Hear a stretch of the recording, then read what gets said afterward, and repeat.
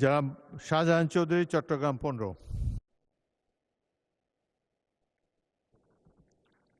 মানে স্পিকার, আপনাকে ধন্যবাদ। আমার নোটিশের বিষয়টা, আমার কয়েকটা নোটিশ তো, একটু মেহরবানি করে সহযোগিতা করলে খুশি হব।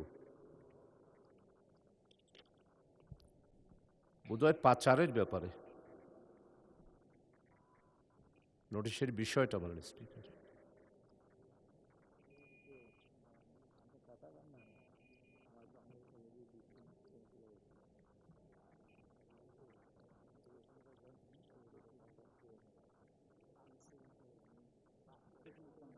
দুর্নীতিমুক্ত বাংলাদেশের উপর বলেন, অর্থ পরিকল্পনা মন্ত্রীকে আপনি মানে নোটিশ দিয়েছেন। স্পিকার, আপনাকে অসংখ্য ধন্যবাদ।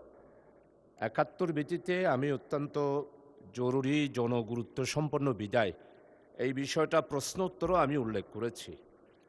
আমাদের নির্বাচনের আগে আমাদের সব মাননীয় সংসদ সদস্যরা যখন বক্তব্য রেখেছেন, দুর্নীতিমুক্ত বাংলাদেশ চাই, এটাই ছিল আমাদের স্লোগান। আরও অন্যান্য বিষয় ছিল, কিন্তু এটাই ছিল মুখ্য বিষয়।